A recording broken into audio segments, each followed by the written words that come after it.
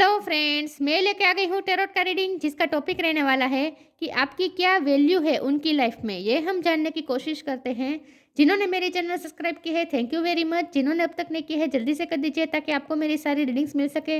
आप सबके प्यार और सपोर्ट के लिए थैंक यू वेरी मच। मेरी सारी रीडिंग जनरल होती है, टाइमलेस होती है। जब भी आपकी नज़र के सामने आएगी उस वक्त के लिए आपके लिए मैसेज होंगे, ठीक है।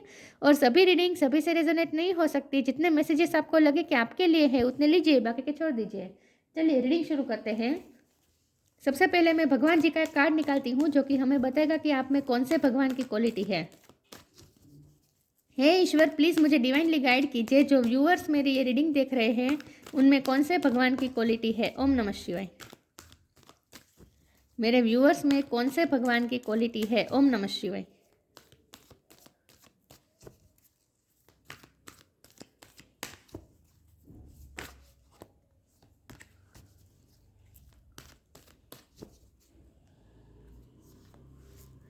यम का कार्ड आया है, लॉर्ड ऑफ डेथ। यम भगवान का कार्ड आया आपके लिए। इसके बारे में बाद में बात करते हैं, पहले टैरो से देखने की कोशिश करते हैं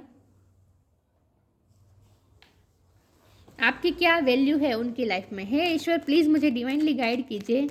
जो व्यूअर्स मेरी ये रीडिंग देख रहे हैं उनकी क्या वैल्यू है, उनके पर्सन के लाइफ में मेरे व्यूअर्स की क्या वैल्यू है। ओम नमः शिवाय। आपकी क्या वैल्यू है आपके पर्सन की लाइफ में। मैं इतने सारे कार्ड नहीं लूँगी, 1 बाय 1 लूँगी, ठीक है।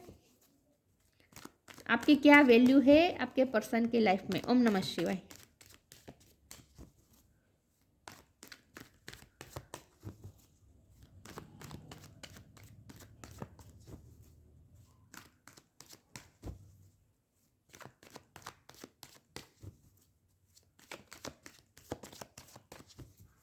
आपकी क्या वैल्यू है आपके पर्सन की लाइफ में। ओम नमः शिवाय। 4 ऑफ कप्स।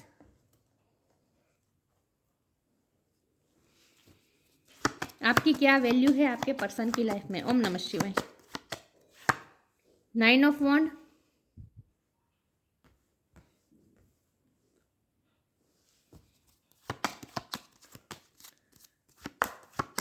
आपकी क्या वैल्यू है आपके पर्सन की लाइफ में। ओम नमः शिवाय। यह 9 ऑफ वॉन्ड वाला कार्ड पहले भी आया था। स्ट्रेंथ।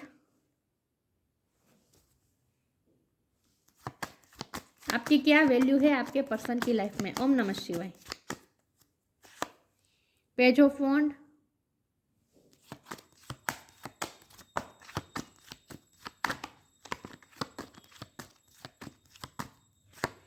Nine of sword. 9 किसी के लिए इंपॉर्टेंट हो सकता है, किसी का बर्थ मंथ हो सकता है, बर्थ डेट हो सकता है, सितंबर इंपॉर्टेंट हो सकता है किसी के लिए। 10 ऑफ वॉन्ड। आपकी क्या वैल्यू है आपके पर्सन की लाइफ में। ओम नमः शिवाय। The lovers. एक कार्ड गिर गया है। 2 of wand. Bottom of the deck में आया है। एक सेकंड ना व्यूअर्स।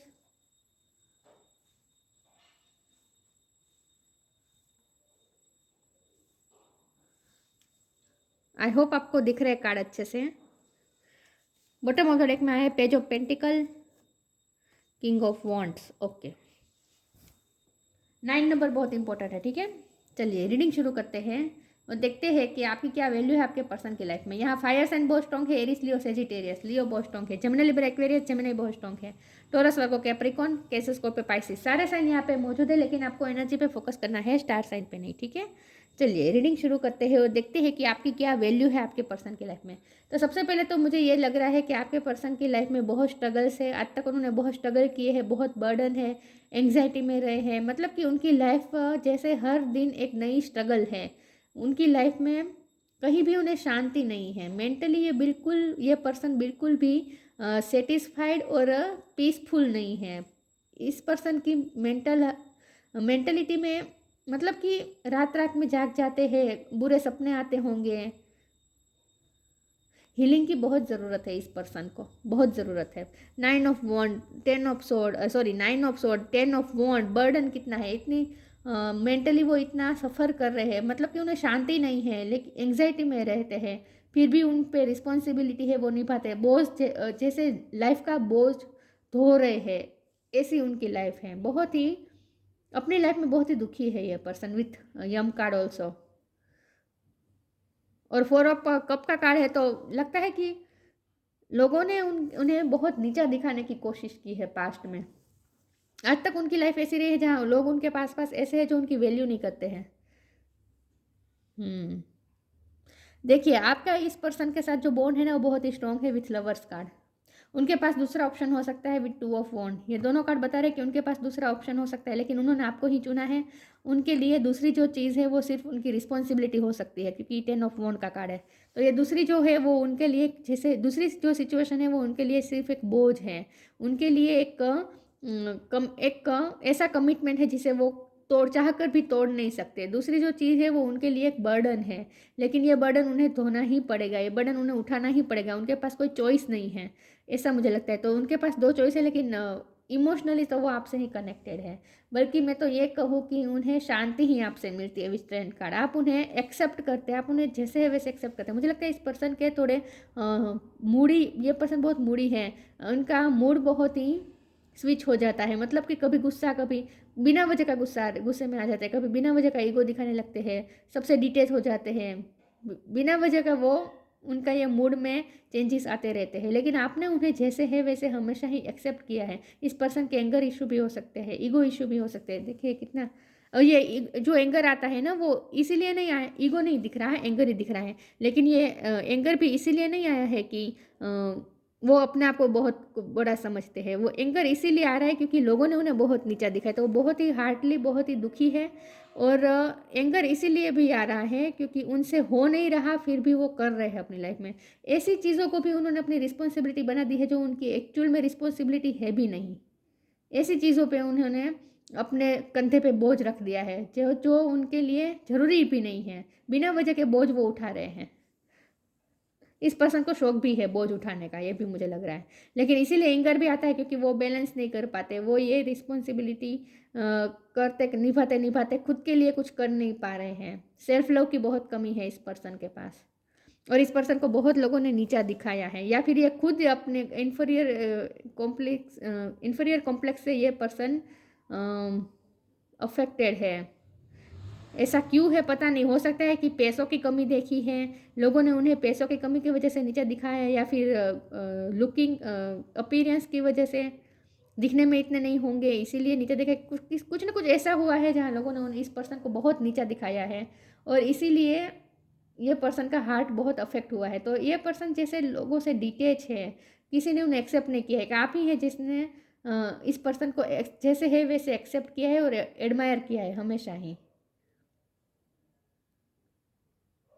बहुत ही दुखी है ये पर्सन। और जब उनके पास 2 चॉइस है तो उनका इमोशनली तो वो आपसे ही कनेक्टेड है, लेकिन फिर भी आपके साथ भी वो ज्यादती कर देते हैं। लोग उन्हें नीचा दिखाते हैं और ये पर्सन आपको नीचा दिखाने लगते हैं। जब हमारा सवाल ये है कि आप उनकी लाइफ में क्या वैल्यू रखते हैं, तो आपकी जो वैल्यू है ना उतनी वैल्यू वो आपकी कर नहीं पाते हैं विथ 4 ऑफ कप कार्ड। बहुत उन्होंने आपको भी बहुत ही रिजेक्टेड महसूस करवाया है, बार बार आपकी सेल्फ वर्थ पे भी उन्होंने उंगली उठाई है, मतलब कि आपको बहुत ही नीचा दिखाने की कोशिश की है। बार बार ऐसा हुआ है आपके साथ। तो एक्चुअल में आपकी जो वैल्यू होनी चाहिए वो वैल्यू उन्होंने आज तक की ही नहीं है, ये मुझे दिख रहा है। पेज ऑफ वॉन्ड का कार्ड मुझे लगता है कि आप हमेशा उनकी लाइफ में लाइट एनर्जी लेकर आते हैं, बल्कि वो अपनी लाइफ में तो बहुत ही हेवी एनर्जी में होते हैं। लेकिन जब आप उनके साथ कनेक्ट करते हैं तो तब उनकी लाइफ में लाइट एनर्जी आ जाती है, उनके चेहरे पे मुस्कान आ जाती है। तो देखिए वो उन्होंने आपको दिखाया नहीं है, आपकी वैल्यू क्या है वो उन्होंने दिखाई नहीं है, लेकिन मन ही मन तो वो आपकी वैल्यू समझते हैं विथ पेज ऑफ पेंटिकल। और वो भी बॉटम ऑफ द डेक में आया है। जब देखिए 2 हाथों से पेंटिकल को कैसे पकड़ के रखा है, तो आप उनके लिए ये है जो वो आपको अपने पास ही रखना चाहते हैं, प्रोटेक्ट करके रखना चाहते हैं। तो आप उनके लिए वो वैल्यूएबल पर्सन है जिसे वो खोना नहीं चाहते, क्योंकि आपसे ही उन्हें खुशी मिलती है, आपसे ही उनकी लाइफ में स्पार्क आता है, आपसे ही उनकी लाइफ में पैशन आता है, और आपकी वजह से ही उनकी लाइफ में लाइट एनर्जी आती है। तो मन ही मन तो वो आपकी वैल्यू समझते हैं, लेकिन उन्होंने कभी आपको अपनी वैल्यू दिखाई नहीं है, हमेशा आपको अनवर्दी फील करवाया है, ये मुझे दिख रहा है। लेकिन आपकी वैल्यू क्या है, जब एक्चुअल में आपकी क्या वैल्यू है उनकी लाइफ में, तो एक्चुअल में तो आप उनके लिए वो है जो उन्हें पूरी तरीके से खुश कर सकते हैं, उन्हें हील कर सकते हैं, उन्हें इस डार्कनेस में कोई रोशनी दे सकता है, तो वो सिर्फ आप है। लेकिन कुछ इशू तो उन्होंने खुद खड़े कर लेते, ये खुद खड़े कर लेते हैं, या फिर ओवर थिंकिंग से, या फिर बिना वजह के बोझ ड्यूटी अपने सर पे ले लेके बिना वजह के, ऐसा भी मुझे कुछ दिख रहा है। चलिए मैं आगे क्लेरिफाई करती हूँ कि आपकी क्या वैल्यू है उनकी लाइफ में। हे ईश्वर, प्लीज़ मुझे डिवाइनली गाइड कीजिए। जो व्यूअर्स मेरी ये रीडिंग देख रहे हैं, आप उनसे उम्र में कम हो सकते हैं, लेकिन अगर कम नहीं भी है, लेकिन आप उनसे ज़्यादा यंग एनर्जी में होते हैं, मतलब कि आप उत्साही बहुत है लाइफ को लेकर, और आप उनकी लाइफ को भी उत्साह से भर देते हैं। नॉन ड्यूअलिटी, आपकी क्या वैल्यू है उनकी लाइफ में। ओम नमः शिवाय।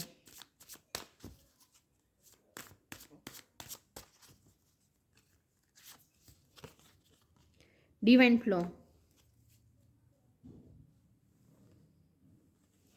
non-duality, let your authentic humanity shine forth while also bowing to the inner divine. You can become fluent at doing both. आप बहुत स्पिरिचुअल पर्सन लग रहे हैं मुझे, और आप ना इस पर्सन के साथ विथ लवर्स कार्ड, आप दोनों एक दूसरे से कनेक्टेड हैं, आपके चक्रा से एक दूसरे से कनेक्टेड हैं। तो जैसे जैसे आप स्पिरिचुअल वर्क करते हैं ना, वैसे वैसे उनकी भी स्पिरिचुअल इवॉल्वमेंट होती है, ऐसा मुझे लगता है। जैसे जैसे आप इवॉल्व होते हैं ना, वैसे वैसे वो भी इवॉल्व होते जाते हैं। आप दोनों एक दूसरे से कनेक्टेड है, एकाकार है। Divine flow. Eventually, one sublime desire takes precedence over all others to follow the Tao, the divine flow at all cost.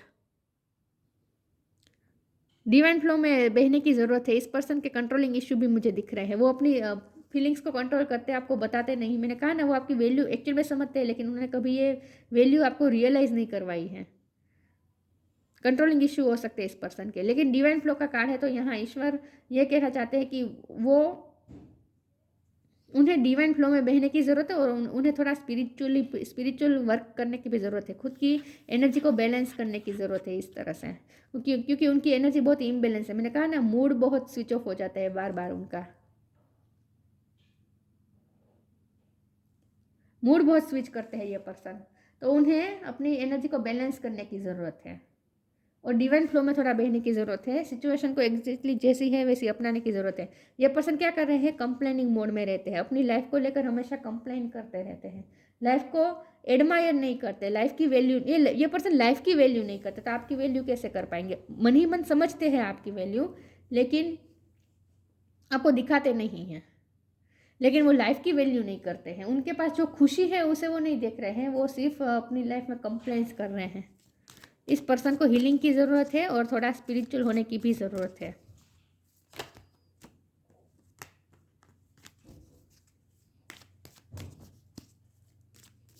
Duality में रह रहे हैं ये पर्सन, उन्हें थोड़ा ईश्वर से एकाकार करने की ज़रूरत है। इन शॉर्ट, ईश्वर की जो एनर्जी होती है ना, परमात्मा की जो एनर्जी होती है, इसके साथ उन्हें कनेक्ट करने की ज़रूरत है, लेकिन ये नहीं कर रहे हैं। लॉ ऑफ कर्मा, प्योरिटी,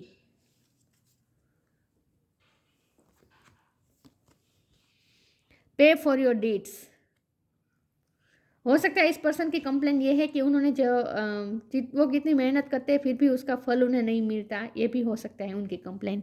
लेकिन लॉ ऑफ कर्मा का मतलब यहाँ ये भी है कि इस पर्सन के कर्मा अच्छे हैं, मतलब कि ये पर्सन ड्यूटी को लेकर, अपनी रिस्पॉन्सिबिलिटी को लेकर इतने जागरूक रहते हैं। मुझे लगता है ये पर्सन हेल्प भी करते होंगे दूसरों की, तो इस पर्सन के कर्मा अच्छे हैं। और कभी कभी वो ये भी सोचते हैं कि उनके अच्छे कर्म का फल है कि आप उनकी लाइफ में आए, तो वो आपको प्रिजर्व करके तो रखना चाहते हैं, आपकी वैल्यू अंदर से तो कर रहे हैं। प्योरिटी, उन्हें ऐसा लगता है कि आप बहुत प्योर हैं, ये उनके अच्छे कर्म का ही नतीजा है कि इतना प्योर पर्सन उनकी लाइफ में आए, और आप उनकी लाइफ को प्योर कर देते हैं। Purity in deeds and words is rewarded. और यहाँ आपको यह भी, आपके लिए गाइडेंस भी निकल के आया है कि आपको डिवाइन फ्लो में बहने की ज़रूरत है। आपने जो प्योर हार्ट से प्यार किया है ना इस पर्सन को, ये कहीं नहीं जाएगा, उसका फल आपको ज़रूर मिलेगा। आप दोनों को इस वक्त, आप दोनों अगर सेपरेट हो चुके हैं, तो फिर भी फ्यूचर में आप दोनों एक होंगे, और आपको आपके प्योर हार्ट से जो आपने प्यार किया है ना, उसका फल ज़रूर मिलेगा। ये भी ईश्वर आपको इस कार्ड के थ्रू कह रहे हैं, गाइडेंस दे रहे हैं, ठीक है। लेकिन ये पर्सन ऐसा सोचते हैं कि उनके अच्छे कर्म का नतीजा है कि इतना प्योर पर्सन उनकी लाइफ में आया। आप उनके लिए जैसे एक एंजल है, ये एंजल ही लायन को हील कर रही है ना, तो जैसे ये जख्मी है और आप उन्हें हील कर सकते हैं, आप ही उन्हें संभाल सकते हैं।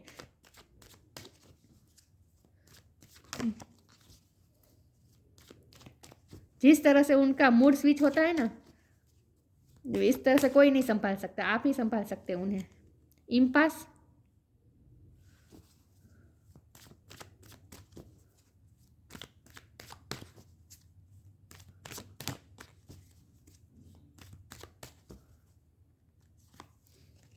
परसिवरेंस,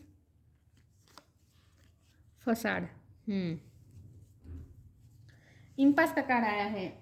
ये पर्सन हमेशा कंफ्यूज रहते हैं, हमेशा दो राह पे खड़े रहते हैं। मैंने कहा ना, उनके पास दूसरा ऑप्शन भी है, दूसरी चॉइस है, दूसरा कुछ है जो उनकी लाइफ में है, जहाँ वो हमेशा कंफ्यूज रहते हैं। वो बैलेंस करने की कोशिश करते हैं लेकिन कर नहीं पाते, तो क्या करते हैं वो इसी रास्ते। देखिए, अगर हम जब हमारे सामने दो राहें खड़ी हो जाए, हम कोई फैसला ही ना ले, और हम ये देखिए हाथ कैसे ऐसे कर दिए है, जैसे वो ये कोई फैसला ही नहीं लेना चाहता।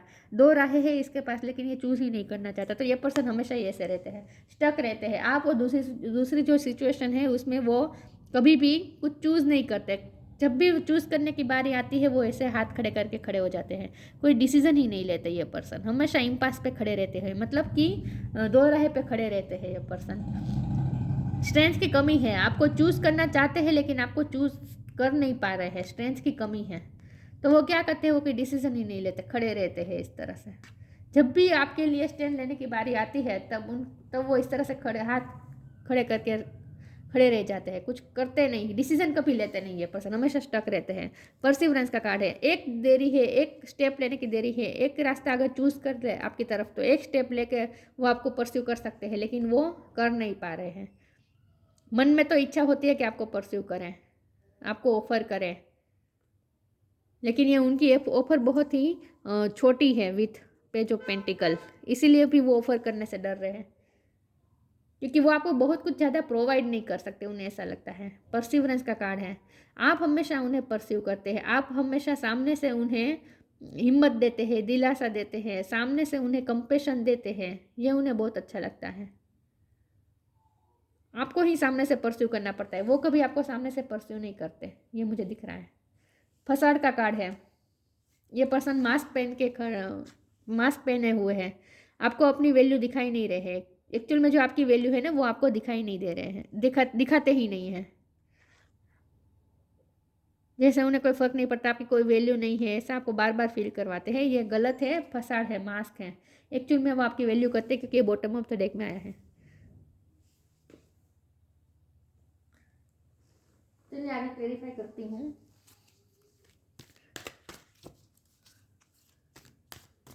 डिसीजन कभी नहीं लेते, दो राह पे हमेशा खड़े ही रहते हैं। स्ट्रेंथ की कमी है और इसीलिए उन्हें थोड़ा स्पिरिचुअल होने की ज़रूरत है, स्पिरिचुअल स्ट्रेंथ की ज़रूरत है इस पर्सन को। ओ गॉड, एक सेकंड, व्यूअर्स मेरे कार्ड्स गिर गए। ओके, मेरा भी हिल गया।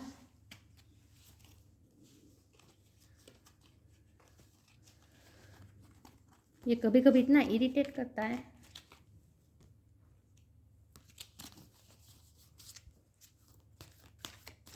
जिस तरह से ये कार्ड मैस हो गए ना, ये पर्सन की लाइफ भी मैस हो गई है, मैस ही रहती है हमेशा।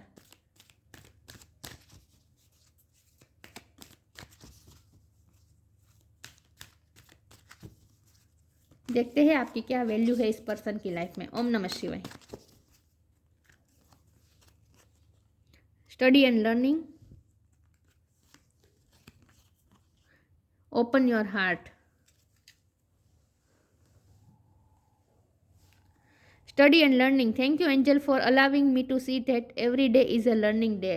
वो उनके लाइफ लेसन ही चलते हैं उनकी लाइफ में इस वक्त। जो उनकी लाइफ में जो भी हो रहा है ना, वो लाइफ लेसन उन्हें लर्न करने हैं, इसलिए हो रहा है। इस पर्सन को बहुत कुछ सीखना है अपनी लाइफ में, स्पिरिचुअल लेसन बहुत सीखने हैं इस पर्सन को। हो सकता है ये पर्सन स्टूडेंट है, हो सकता है ये आपसे उम्र में कम है और ये स्टूडेंट है, ऐसा भी हो सकता है। लेकिन यहाँ स्टडी और लर्निंग का मतलब यही है कि वो अपने लाइफ लेसन लर्न कर रहे हैं इस वक्त उनकी लाइफ में लाइफ लेसन लर्न करने का टाइम चल रहा है। और यहाँ स्टडी और लर्निंग का कार्ड आए तो मुझे लगता है कि ये पर्सन ने आपसे बहुत कुछ सीखा है, आपने इस पर्सन को बहुत कुछ सिखाया है। आप उनके लिए जैसे एक स्पिरिचुअल टीचर है। ओपन योर हार्ट, मैंने कहा ना उनका हार्ट अफेक्टेड हुआ है, उनका हार्ट चक्र, ये हार्ट चक्र है ना, दिख रहा है ना हार्ट चक्र को हीलिंग की ज़रूरत है और आप ही उन्हें हील कर सकते हैं with strength card. Thank you Chamuel, archangel Chamuel, thank you Chamuel for removing the barriers around my heart. उन्होंने अपने हार्ट के आसपास बैरियर्स खड़े कर दिए विथ फसाड कार्ड। उन्होंने मास्क चढ़ा दिया है, ईगो का मास्क चढ़ा दिया है। एक्चुअल में जितने वो बाहर से स्ट्रॉन्ग दिखाने की कोशिश करें ना, अंदर से उतने ही वो इस वक्त बहुत ही अफेक्टेड है।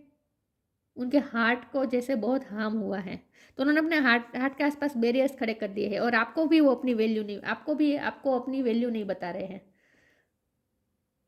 वैल्यू करते हैं मन ही मन, लेकिन वो बताते नहीं हैं। उनके हार्ट को हीलिंग की ज़रूरत है। हार्ट बहुत अफेक्टेड हुआ है इस पर्सन का।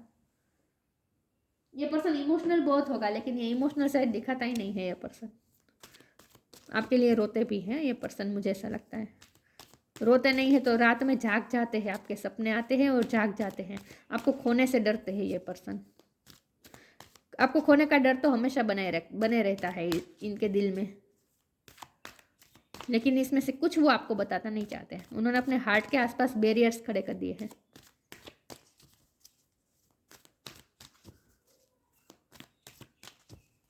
आपकी क्या वैल्यू है उनकी लाइफ में? Ask for help, nature sign. जैसे ये खाई में है ना, ये पर्सन जैसे ये लड़की जैसे खाई में है ना, वैसे ये पर्सन को ऐसा लगता है जैसे वो अपनी लाइफ में ही इस खड्डे में जैसे है, और आप ही है जो उन्हें इसमें से बाहर निकाल सकते हैं। आप उनके लिए एक एंजल है जो उन्हें बाहर निकाल सकते हैं। आप उन्हें फ्री कर सकते हैं। आप उन्हें लिबरेशन की तरफ ले जा सकते हैं। स्पिरिचुअली लिबरेशन की तरफ आप उन्हें ले जा सकते हैं। उन्हें ऐसा फील होता है। आपको ही वो अपना टीचर समझते हैं, स्पिरिचुअल टीचर वो समझते हैं आपको अपना। Angels are crystal beings who protect everyone, and the fairy say now is the time for you to ask for angelic assistance. इस पर्सन को हेल्प की ज़रूरत है, लेकिन ये पर्सन कभी हेल्प मांगता नहीं है दूसरों से, लेकिन आप उन्हें नेचुरली हील करते हैं। जब आप उनकी लाइफ में आते हैं, जब आप उनसे कनेक्ट करते हैं ना, वो नेचुरली हील होते हैं और उन्हें ऐसा ही लगता है कि आप ही उन्हें इस खड्डे से बाहर निकाल सकते हैं। Nature sign, be receptive to the subtle message from nature as you go about your day. जब जैसे दिन में हमें बार बार नेचर से साइन मिलते रहते हैं। Nature talks us continuously, nature हमेशा हमसे कंटिन्यूसली बात करते रहता है। We need only open our heart and minds.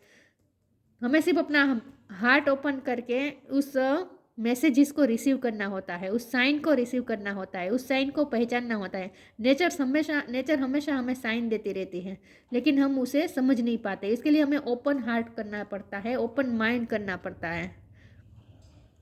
Nature talks us continuously, we need only open and hearts and minds. उन्हें भी, इस पर्सन को भी नेचर साइन दे रहे हैं, आपकी तरफ पुश कर रहे हैं, बार बार आपकी याद दिला रहे हैं। इस पर्सन को आपके ड्रीम भी आते होंगे। बार बार यूनिवर्स उन्हें आपकी साइन देते रहते हैं। नेचर्स में उन्हें आपके लिए बहुत साइन मिलते हैं।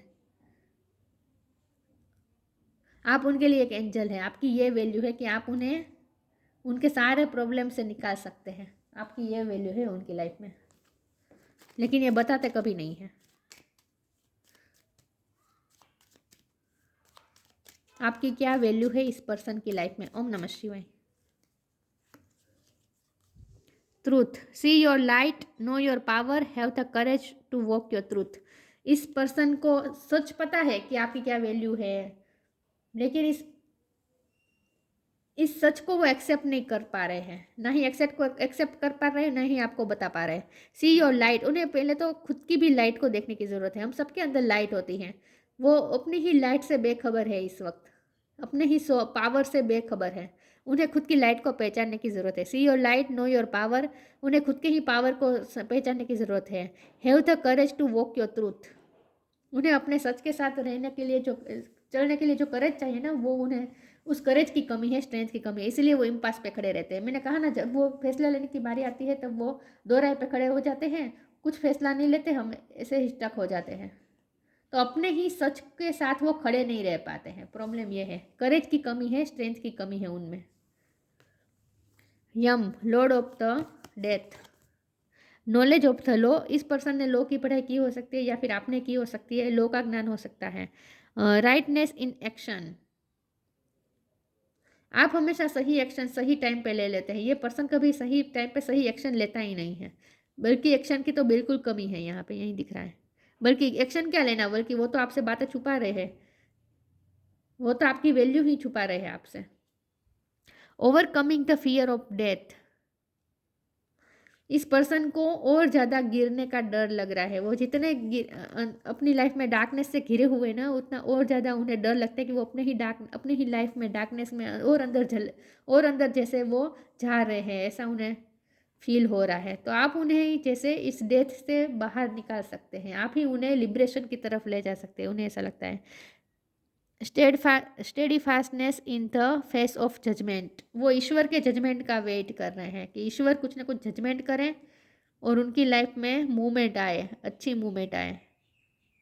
State fastness in the face of judgement, ये पर्सन वकील हो सकते हैं, हाँ, या फिर आप हो सकते हैं, या फिर इनके साथ आपका कोई कोर्ट केस भी चल रहा है, ऐसा भी हो सकता है। अगर आप दोनों मैरिड है तो आपका तलाक का केस चल रहा है, ऐसा भी पॉसिबल है। कुछ ना कुछ यहाँ लॉ इन्वॉल्व लग रहा है मुझे।